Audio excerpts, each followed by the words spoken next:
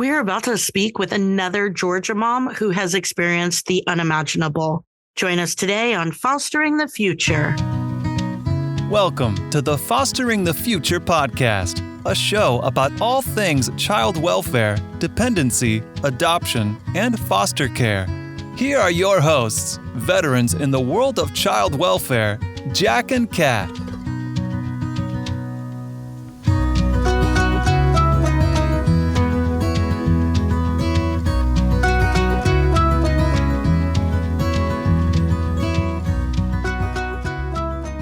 We believe that every human has incredible and equal value regardless of what side of the courtroom we sit on.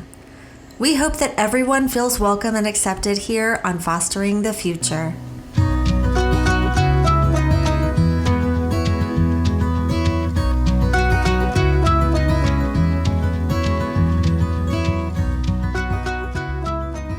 Make sure you follow us on Facebook or Instagram as Fostering the Future Podcast, or check us out on our website at fosteringthefuturepodcast.org.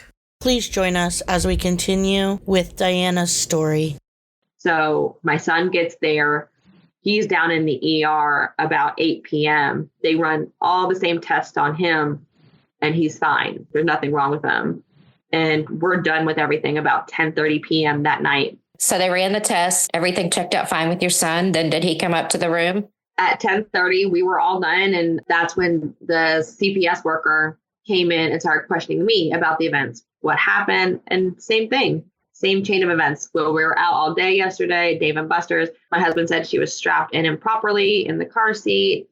And that was pretty much it. We woke up at 3 to 4 a.m., brought her to the emergency room. I thought we were done. I'm like, okay, now we can go upstairs. Well, I kept asking the nurse, oh, no, not yet, not yet. So it was 12:30 at that point. And finally I said, what's the holdup? I'm going to go upstairs to my husband and my daughter. Give us a few more minutes. They're getting everything ready. My son is exhausted. Well, we don't have a room ready yet.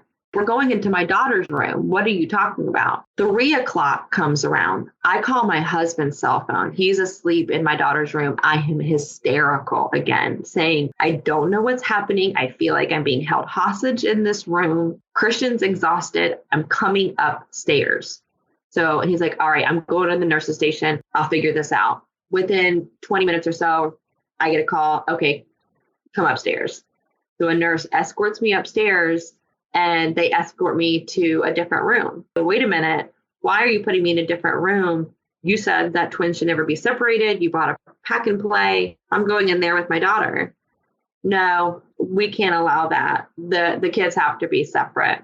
And that was it. Like, there was no further explanation. They tried to say it was against company policy, but they would not allow the twins in the same room. Therefore, the parents had to be separated as well, because one parent had to stay with one child. I was too exhausted to argue with them at that point. At that point, had been up for 24 hours. Finally got my son settled. It was 3:30, almost 4 in the morning. I lay there on the couch, and by 6 a.m., the nurses start coming in. I go check on Amelia, and then the questioning starts happening all over again. We were questioned by 2 different people, I'm guessing from the same organization on the chain of events. So we just kept repeating ourselves, the same thing over and over, what happened. And of course, they didn't have answers for us. They were just documenting. They take my husband out for questioning. That's when I'm introduced to the child protective team. But a group of doctors walked into the room, but the only one that spoke to me and introduced herself was Dr. Barbara Knox. And she introduced herself as the head of the child protective team. Barbara Knox has just entered the scene. Dr. Knox was the only one that introduced herself out of the team. It was normal questioning at first with her. You're a new mom. Yes. Do you ever feel stressed out? Not really. Do you take time out for yourself? I kind of chuckled at that one. I was like, well, what do you mean? Like, I don't know. I don't get manicures or pedicures. I'm a mom of 3 right now. She asked me like, what the daily routine looked like. I said, well, we're just now getting into the swing of things. I said, this week has been a really good week of getting into a routine where we're out and about and having play dates and I said, but the first week my husband was back at work was kind of very scheduled. It was babies are awake, babies eat, then I have to pump, then the baby's back to sleep, and that's kind of how it was every 2 to 3 hours. So it's either feeding babies, changing babies, putting babies to bed. Essentially I lived on the couch for a minute. And then the line of questioning drastically changed. It just didn't feel right. She said, well, I'm about to tell you some things that you're not going to want to hear. She touched my knee and then said, I know you don't want to hear this, but your daughter has a grade 3 liver laceration and it's bleeding internally. I looked at her and said, what are you talking about? And she goes, again, I know this must be hard for you to hear. And I said, is she going into surgery right now? Oh, I don't know. I'll find out. I said, how old is this laceration? Again, I said, could this have happened in NICU? She said, I don't know. There's no way to tell. I said, can I see it? Can I see this CAT scan that shows you a grade 3 liver laceration? You're telling me my daughter is bleeding internally. Oh yeah, I'll go ask the radiologist and I'll be back. But again, she touched my leg and said, in my 30 years of experience, the only way I have ever seen this type of injury, and she demonstrated it. She acted like she was holding a baby in one hand and said, either a baby was held and punched repeatedly in the abdomen. And I can't even bring myself to do that motion like she was doing, demonstrating it to me. Or the baby was drop kicked across the room. Again, I just looked at her and said, what are you talking about? I said, how can an 8-pound baby be punched repeatedly in the abdomen? I said, she hasn't shown any signs of pain or discomfort. She doesn't have any bruises on her. She couldn't give me any answers. It was like, you're telling me that someone kicked my baby across a room? I'm like, so do you think this happened in NICU? Because now my mind is spiraling, thinking, oh my God, did someone hurt my baby when I didn't see them when she was in NICU? But then I kept going back to the same thing. I said, she doesn't have any marks on her. How is that possible? I said, she hasn't shown any signs of pain or discomfort. For her to be so sure of herself and her scenarios and to come up with such vile reenactments, it's just traumatizing. It's just, I can't understand why a doctor would do that. You're coming up with this crazy scenario that my 8-pound baby was punched repeatedly in the abdomen. I didn't even know what a drop kick was. I had to look it up later. And I said, how does she not have any physical anything? There's not one mark on my baby's body. And again, I just said, please, I need to see this CAT scan. Please go ask if she's having surgery. And she said, absolutely. I'll go ask right now. And I never saw that woman again. I never saw a CAT scan. They never showed me this supposed liver laceration. And my baby was not bleeding internally. I don't understand how that makes sense. When you have problems with your liver, you're doubled over, you're screaming. How is she not reacting like someone who has a laceration such that she's bleeding? That doesn't make sense. And what I don't understand is, even if she really believed this happened and that somebody, I don't know if she thought a daycare worker or she really thought you did these things, why she would act it out in front of you to have you already going through what you're going through with having a child with some form of medical concern. Because you didn't do it, and there's something obviously wrong, and you're trying to find answers. And then she's accusing you of letting someone do this to your child. So I would be thinking in my head, in what moments of my child's life have they not been with me? She wasn't in daycare or anything, right? Yeah, no, she wasn't. And that's why I kept asking repeatedly. I said, could this have happened in NICU? Can you tell me how old this is? But she literally said, oh, I don't know. I'm going to go talk to the radiologist. When I asked if she's going to have surgery, oh, I don't know. I'm going to go talk to so-and-so. They've still not shown proof of the liver laceration? The radiologist report states irregular regions noted within the right lobe, some are which are close to the dome of the liver, which are concerning for contusions or lacerations. No fluid or hemorrhage seen. That's what it says. No fluid or hemorrhage means there was no internal bleeding. That document shows they lied. The other person that we talked to from Wolfson, they also told her there was a laceration of the liver. Why walk in my room with such a vile, detailed story and then try to rub my knee? You're going to console me first and then go into this very detailed reenactment of what happened to my 8-pound babies laying next to me. It's sadistic. Yeah. Someone punching an 8-pound baby repeated in the abdomen or kicking her across the room. She's 8 pounds. She can't hold her head up yet. In my mind, that would kill her. Right. And she would be covered in bruises. And massive internal bleeding. Massive. She came up with more very descriptive scenarios on how her rib injuries happened. They said that she had CML fractures in her wrists and ankles as well. She gave you descriptions of how those happened? Not to me, but she did on the stand in her testimony. Because I didn't know about those injuries, because those injuries were documented after we were removed from the hospital. She went to the radiologist and they did an addendum. So what happened between the time that she came into the room and had that conversation with you? What happened next? She never came back. Nurses came in. They had never gotten a line in.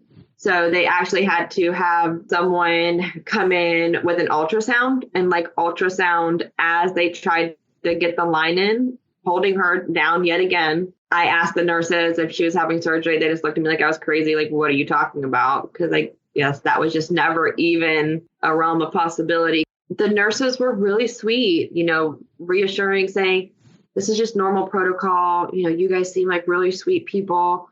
One nurse even said, oh, you know what? Don't worry about it. I had a friend that this same thing happened to her.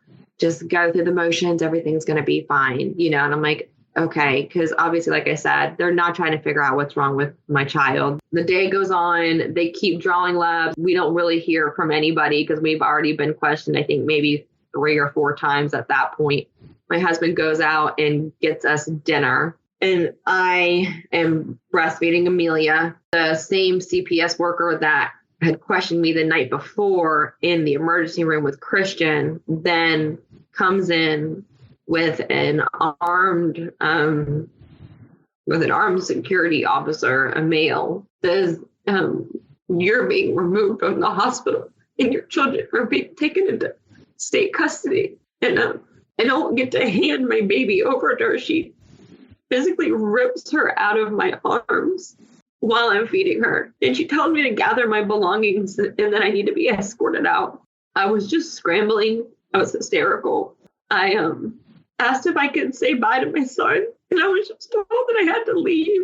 I grabbed what I could see around me. We left half of our things, and I was being escorted out by an armed security officer. I just remember crying out so loudly through the hallways that people started to come out of their rooms to see what was going on. My husband met me in the parking garage because they had already stopped him from coming back into the hospital. That was on October the 2nd in that evening. So in a little over 24 hours, our kids were taken, all 3 of them. When we didn't get any questions answered, I don't even know what tests had even been run at that point. And they wouldn't give you any of the x-rays or medical records, despite the fact that you are a parent with parental rights and every right to your children's medical records. I did not see one. So they essentially removed us before running all of their tests, because it turns out they ran for the 2 most common forms of OI and some blood work. And that's all they did. So they ran tests for the 2 most common forms of OI being osteogenesis imperfecta. Aren't there hundreds of tests that you have to run to completely rule out OI? There are several different conditions that can contribute to bone fragility, even outside of osteogenesis imperfecta. There are other states that now have laws where they have to do adequate genetic testing, not just for OI, but Ehlers-Danlos syndrome, metabolic bone disorders, do a DEXA scan to look at their bone density. All of these things have to be ruled out before non-accidental trauma or abuse can be ruled. But the geneticist that they called upon, again from UF Health, called to get our family history. I believe it was on the 3rd, so the day after. And we're telling them all of our family history, anything we could possibly think of. Again, you're in a traumatic state, so you're still trying to think of everything that you can think of in your family history. They don't ask me about fractures. They ask about osteoporosis. We tell them that it runs on my side of the family, on the female side, at a very early age. They document our history wrong. Like, they called my husband's brother the father of Amelia, the age range that I told them that my aunts and my mom were diagnosed with osteoporosis. They were in their late 20s to early 30s. They documented that it was 50 to 60s. Arthritis, all these things that ran in the family. It was just documented improperly. And then she concluded our family history. The only thing that qualified was the 2 most common forms of OI. And that's what she tested for. All of these specialists are being brought in from UF Health. I really don't know the correlation there. So UF Health Jacksonville is where the child abuse pediatricians are. Dr. Knox is employed by UF Health. The geneticist that was called in, Dr. Trepane, also from UF Health. In Dr. Knox's report, it says that mother asked about metabolic bone disorders, genetic disorders, and it says to test Amelia for genetic disorders, and it says /EDS or Ehlers-Danlos syndrome. But they still only chose to test her for the 2 most common forms of OI. Which is interesting that she did that when she told you that none of those things could cause these injuries. Right, which is also interesting. You're going to diagnose it's abuse before these tests are even run. Before you even get a conclusion on the test that you're ordering, you're going to call it abuse already. And tell you that that's not even possible. If it wasn't possible, you wouldn't have run the tests. And if you think it's possible, you should have run all the tests. Exactly. So the twins were staying at the hospital until they could figure out where they could go. And they actually called, they being Department of Family Children's Services in Camden County, called my sister and said, you can come get your sister's twins. And she's like, absolutely. And my sister was 3 hours away. She made it to Wolfson's at 11 p.m. And when she showed up, they said that she was not allowed to have them. She drove 3 hours to get there after they said to come get them. And then when she got there, they said she couldn't have them. Okay. And at that point, my mother already has my 3-year-old. So I guess they were like, well, why can't we take the twins to my mom's house? And no one would give us an answer. Me and my husband are at home, obviously not knowing where our twins are going to go. No one's giving us a straight answer. We're trying to rack our brains on what could have happened. Since no one could give us a timeline, we're then just scrambling at everything that we could possibly think of. Of course, we replay the day's events at Dave & Buster's, literally the day before, the baby being improperly strapped into the car seat. We said, well, did we stop anywhere? Yes, we stopped and got gas. Anything happened when we stopped and got gas? No. When we stopped to get gas, the line was really long. What my husband did, because he was driving, he would tap the brakes on and off to keep the car rocking, to keep the twins asleep. As soon as the car stopped moving, the twins would always wake up. You know, we're like, could that have done anything? So we're just kind of like going through anything we could think of. And then, of course, I think of the incident in NICU where Amelia was choking during a tube feeding, and she had to have the Heimlich, or I guess now they like to call it back slaps, essentially, where she had to be turned over and her back stimulated. And when she was 22 days old, could that have caused injury? Just things like that. I mean, we were just racking our brains on anything that could have caused it. And of course, my brain just keeps going back to the pregnancy complications, her being growth restricted. Golly, how many times did we go into labor during that time? And she was so restricted and so low in my birth canal the entire time in the third trimester. After, of course, brainstorming, that's the first time we had met, I guess, our case manager. He had come to our house, and we thought he was coming to the house to let us know that the twins can go to my mother's with my daughter. And he said the twins were not allowed to go with family, that they were to go to foster care because they needed specialized medical treatment and care. And I just looked at him and I said, what kind of specialized medical care do they need? And he said they, because I'm like, well, you're speaking of Amelia. And he didn't give me an answer. That was, I think, my only question, what kind of specialized medical care? And at that point, I was just, again, hysterical. Now knowing that my babies were going to a stranger into foster care, and reality is setting in that my kids are being taken from me and they're going into a stranger's home. I didn't know who they were going to. I wasn't told who they were going to. I didn't ever meet her. The thing about going into medical care, it implies that there is a medical diagnosis that will require that. Now, I don't know if Georgia is different from Florida, but in Florida, when you go into medical foster care, the insurance has to approve it.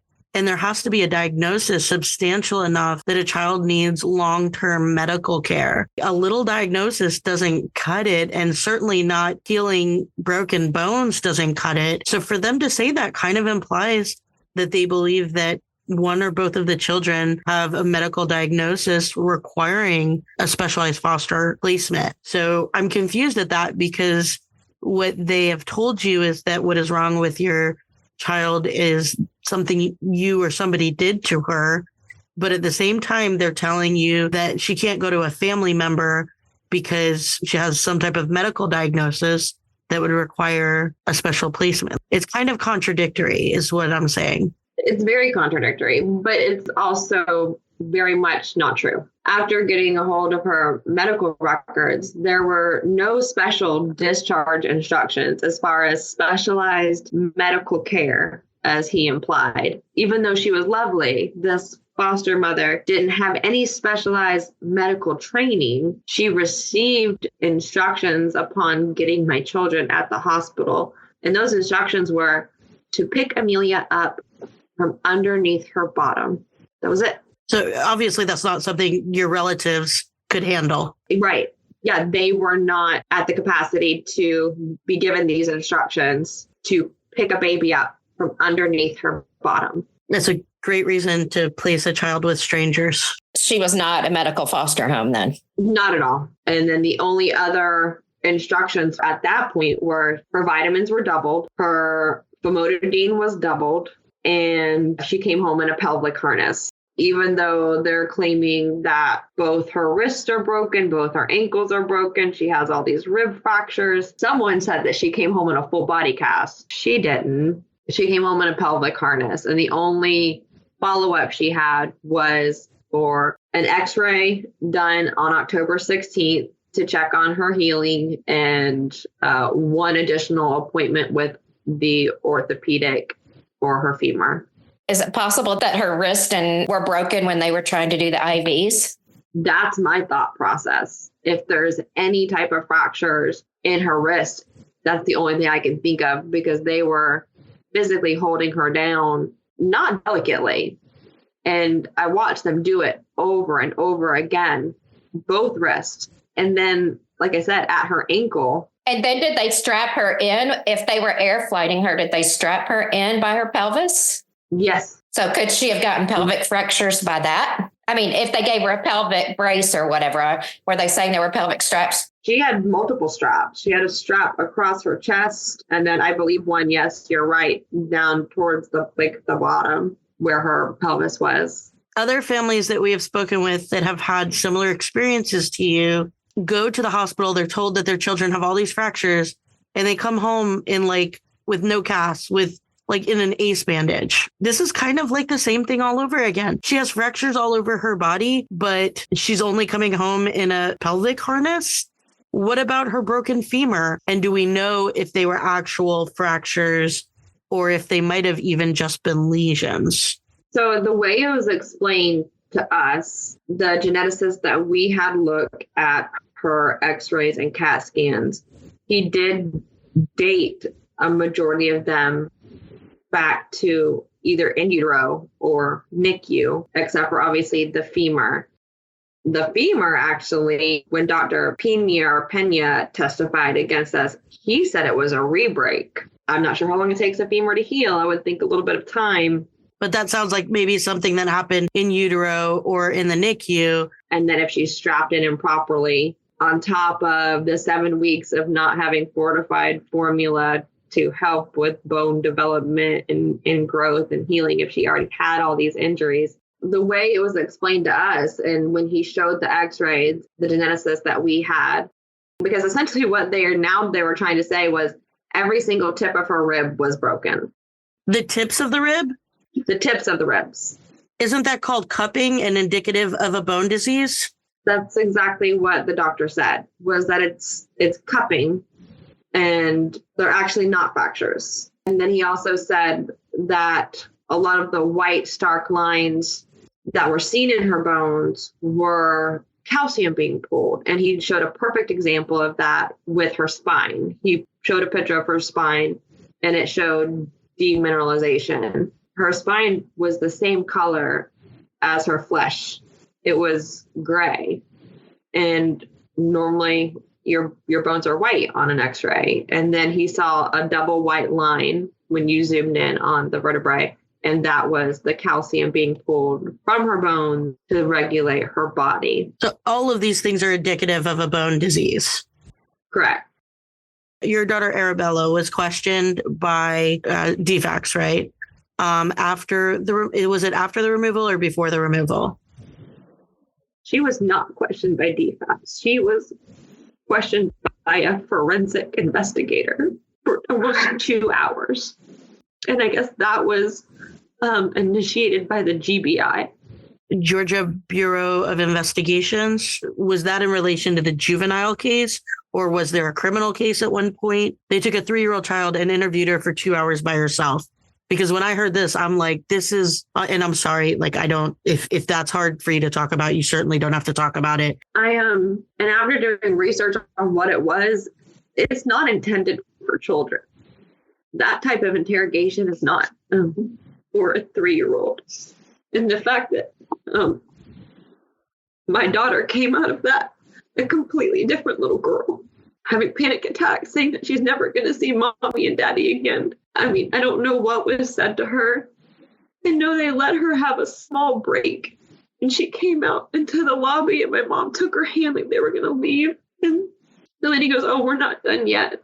Takes her hand and says, "Let's see what we can get out of you now." And I know when she came out of that room, she had such a severe panic attack that night going to sleep and saying that she was never going to be with mommy and daddy again. She was never going to see us again. And she's been having panic attacks ever since. How is that legal? That's what I don't understand. Is how can you interrogate a 3-year-old without anyone present or even her guardian ad litem, like her lawyer? I remember texting my lawyer being like, "She's been back there 45 minutes. Is this normal?"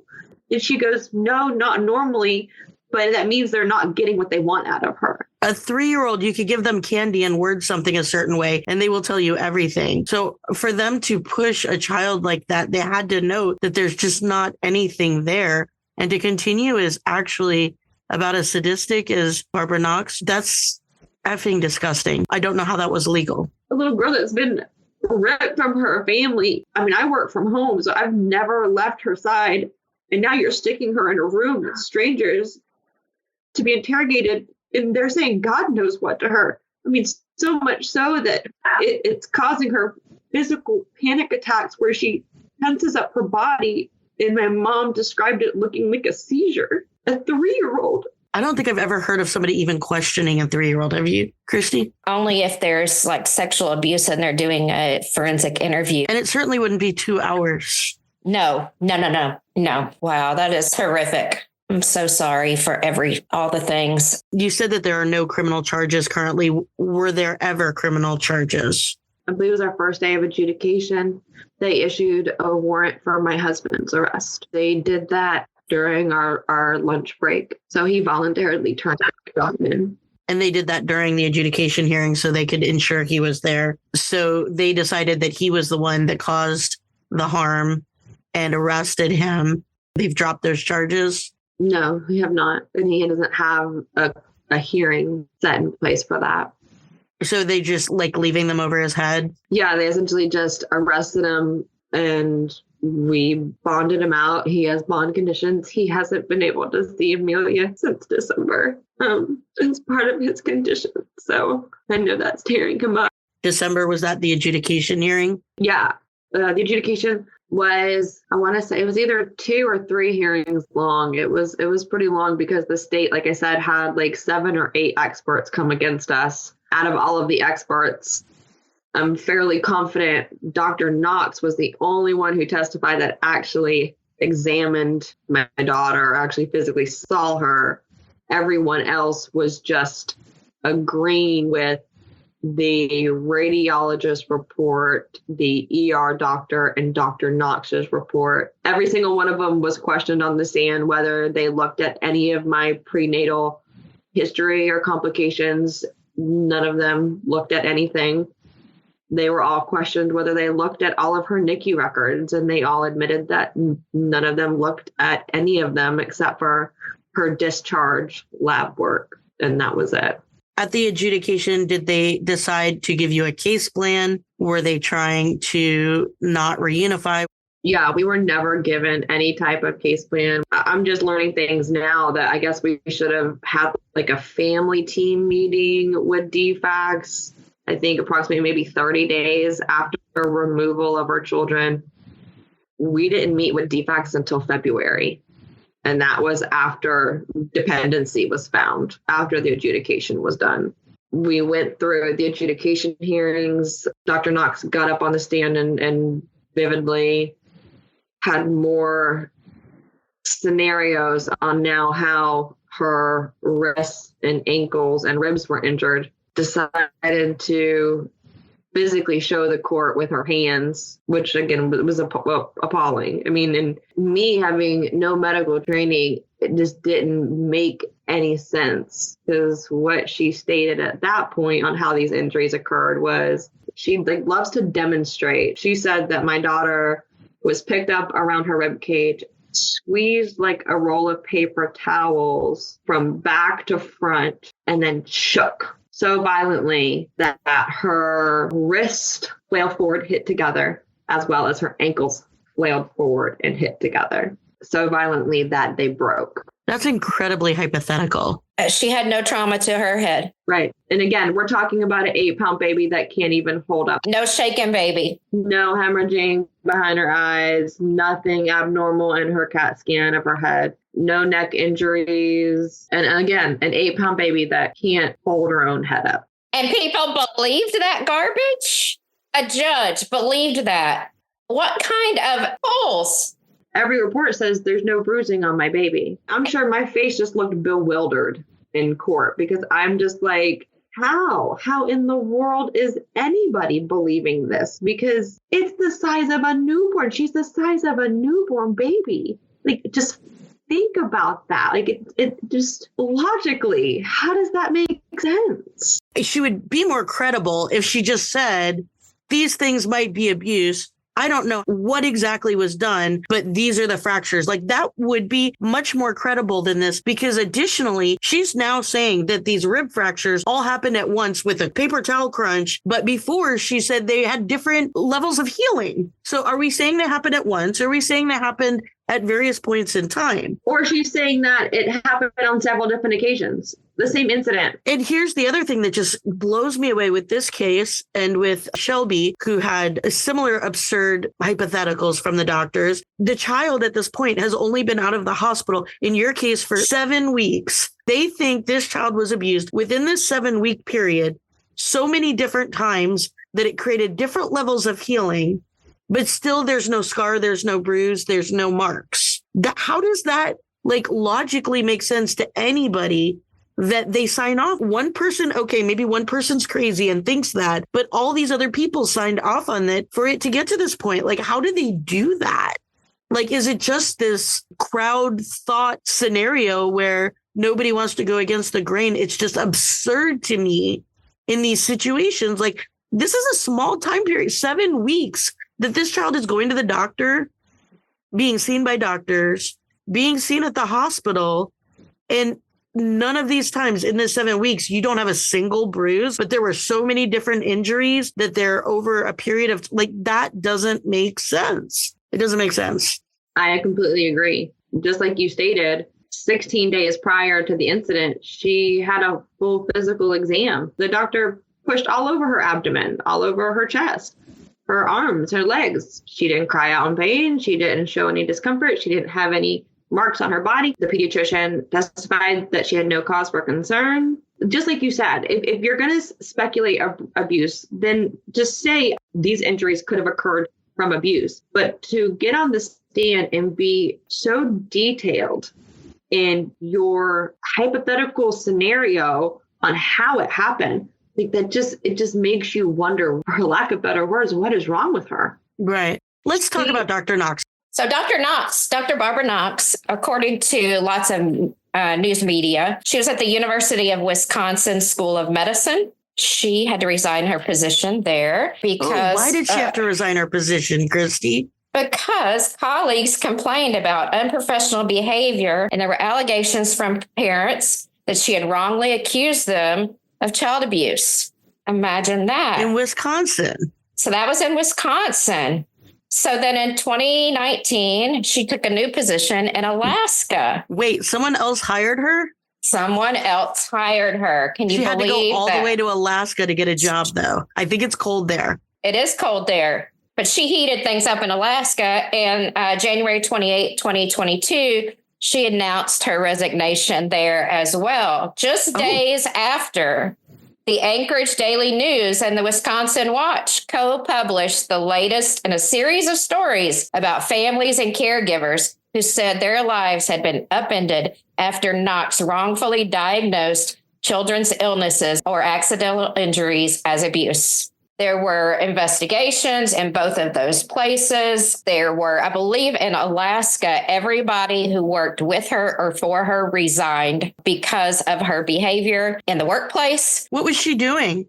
Intimidating coworkers to say that abuse was occurring, even if it wasn't. They reported her to the organization months prior. It fell on deaf ears. She resigned from there in Alaska. And guess who hired her? University of Florida at Jacksonville as their assistant director of their fellowship program for their child abuse pediatricians. In Florida, we call it CPT doctors, Child Protection Team. She has had to resign from 2 positions for being investigated because she was removing children and calling it child abuse when it wasn't, as if that wasn't bad enough, to be bullying other doctors into doing the same is almost more dangerous, which means she can widen her reach. Yeah, and she's in a leadership role in all 3 positions. So she's in a leadership role in Wisconsin, a leadership role in Alaska, and she comes down here and she's in a leadership role of a fellowship program that's training other child protection physicians. That's terrifying. It's unbelievable that these people are getting away with this. These child abuse pediatricians, they have to go. They need to be held accountable. The unchecked abuse of power, total and complete power. To destroy families. And the judges are letting them do it. Thank you so much for joining us today. Make sure you subscribe and follow us on social. We hope that you join us again next time and keep on fostering the future.